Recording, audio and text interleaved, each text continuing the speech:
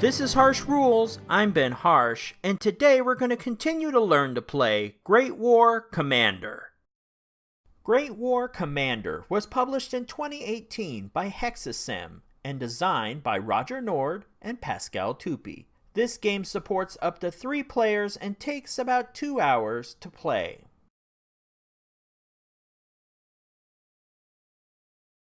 In an earlier episode, we discussed a formation's various key stats and states of health. Well, formations can also be modified by suppressed and veteran markers. A suppressed marker can be placed on a formation by events, actions, and orders. Suppression markers reduce all key formation stats by a -1. When a field promotion or valor event occurs, a formation can also be upgraded with a veteran marker.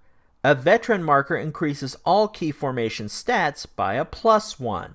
Now, in regards to a broken or suppressed formation, how does a commander bring his or her formations back to full strength? How does one get rid of a suppressed marker? On the flip side, how does an opponent maximize the weakened state of his enemy? The easiest way to influence broken and or suppressed formations is by issuing a recover or a rout order. Let's take a look at how these two orders work. Recover is a common order type and can be conducted in 5 steps. First, a player issues the recover order. Next, unlike most orders that activate formations, in this case, the player is instead activated. When a player is activated, it cascades the order effect to all of their eligible formations on the map. Much like a formation, a player can only be activated once per turn. Next, the activated player removes all suppression markers from their formations. Once that step is complete, then all broken formations under the player's command conduct a rally roll. For a formation to successfully rally and return to full strength, the player must make a dice roll and get a result that is less than their formation's morale number. The dice roll is conducted for each formation attempting to rally by drawing a card off the player's fate deck. If the die result is less than the formation's morale, they rally back to their full strength side. If the die result is equal to their morale, the formation remains broken and becomes suppressed. If the die result is greater than their morale number, the formation remains broken. Now that we've reviewed the recover order, let's take a look at ROUT. The ROUT order works in a similar fashion to the recover order in that it is used to target broken units. Essentially, recover and ROUT both focus on a formation's morale with opposing objectives in mind. First, the player issues the ROUT order by playing their card. Next, similar to a recover order, a player is activated. However, with a ROUT order, a player may wish to activate his opponent, or in certain situations, themselves. A successful rout essentially triggers a retreat, which can be useful for a player that wants to withdraw their troops. Also remember, when placing these types of orders, a player can only be activated once per turn. Therefore, a player cannot be activated for a recover and a rout order in the same turn. Once a player is activated, each of their individual formations must make a rout dice roll against their morale number. A fate card is drawn from the activated player's deck for each dice roll. If the die result is less than the formation's morale, then there is no effect. The formation has essentially resisted the urge to retreat. If the die result is equal to their morale number, the formation becomes suppressed. However, if the die result is greater than their morale number, the formation is routed, or in other words, retreats. A formation will retreat towards their own side a number of hexes equal to the difference between the dice roll and their morale. In this example, the formation will retreat 4 hexes. There are also additional rules to a retreating formation, so let's take a look. A retreating formation moves towards their edge of the map.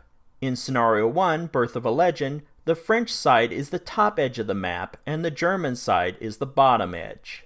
When a formation retreats, there are 4 rules to keep in mind. First, movement points and terrain cost is ignored. A formation will move the full number of hexes equal to their route difference regardless of terrain. Second, opportunity fire is not permitted. The formation is essentially allowed to complete their retreat move without interruptions. Third, a retreating formation is allowed to move into and out of wire without stopping.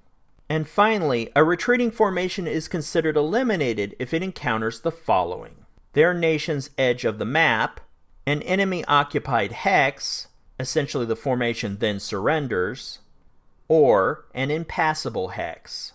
Keep these rules in mind when playing the route order.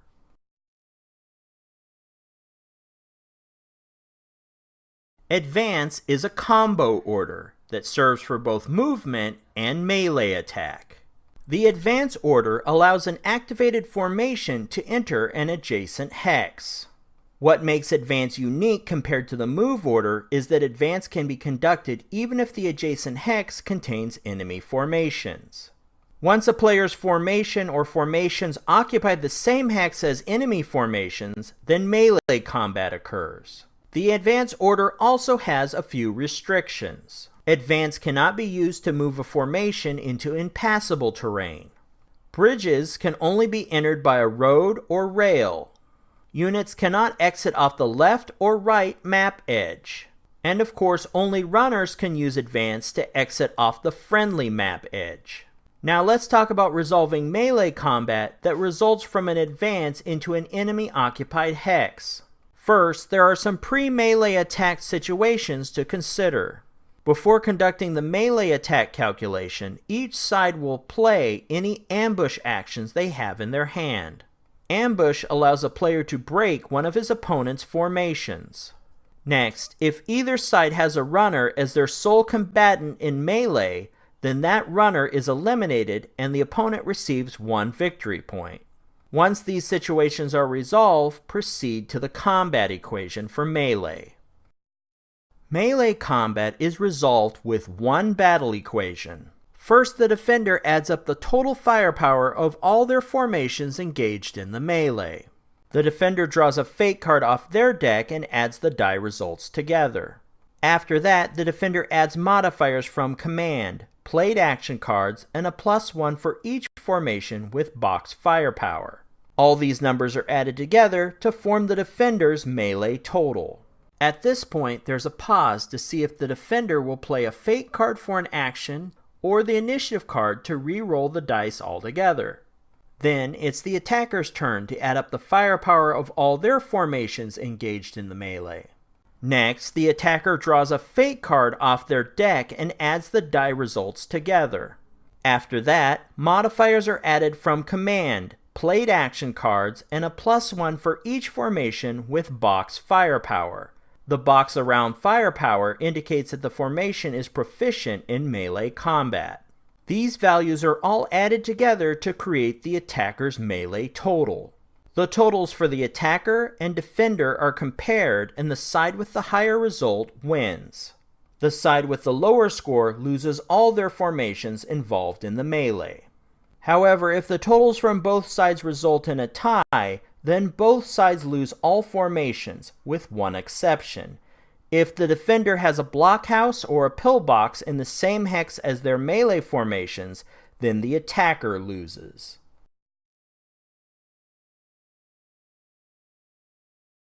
While we're discussing rules and orders regarding formations, it's also important to discuss the concept of cohesion. In Great War Commander, a unit, not leaders, tanks, or other vehicles, always exists in one of two states: in cohesion or out of cohesion. Due to the hierarchical nature of World War I command structure and training, if a unit is not in cohesion by the end of their turn, they become suppressed. To maintain cohesion, a unit must be in one of the following positions: in the command radius of a leader, in any hex along the friendly edge of the map, in a friendly objective hex, or in possession of an unbroken weapon. At the end of a player's turn, if any of their units does not meet their cohesion requirements, then a suppress marker is placed on the unit. The following unit types are not bound by the requirements of cohesion: leaders, of course, runners, German Strasstruppen, and tanks and vehicles. These units have sufficient training to operate on their own. Before we move on, let's take a quick look at cohesion in Scenario 1, Birth of a Legend. Looking at the formation's starting positions on the map, let's see which are in cohesion and which are not. First, any units within a leader's command radius are considered within cohesion. Right away, you can see all the German formations are in perfect cohesion with their command structure. The French formations are scattered about, and only a few are within their leader's command radius. Next, cohesion is provided in any hex along a friendly edge of the map. Once again, the German formations are all in perfect cohesion with the edge of the map. 2 French formations are also on their edge of the map. Another way for units to be in cohesion is if they're on a friendly objective space on the map. At the beginning of the scenario, Germany does not possess any objective points. France, on the other hand, has objective point 1 and objective point 4. Therefore, those formations would be considered in cohesion. Finally, any unit in possession of an unbroken weapon is considered in cohesion. Both sides have a formation with an unbroken weapon, so they would be within cohesion. Now that we've outlined all the cohesion opportunities, you can still see there are 3 French formations that are not in cohesion at the beginning of the scenario. If the French player does not move them within a cohesion area, then these units will be suppressed at the end of the French player's turn. Cohesion is another game mechanic that gives you a flavor for the World War I experience. So keep these rules in mind as you play through your own games.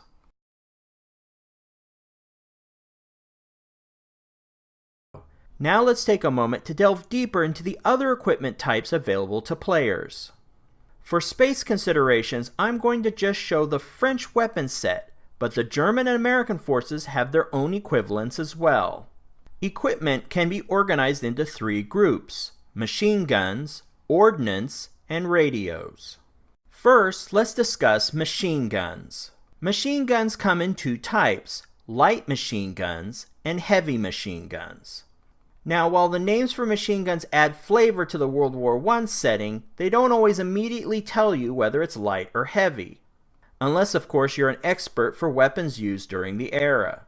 For the rest of us, the way to quickly tell is by checking the movement modifier in the lower right-hand corner. If the machine gun has a negative modifier, then it's a heavy. Besides being larger and more powerful and weighing more, a heavy machine gun also enables a player to utilize the HMG suppress order.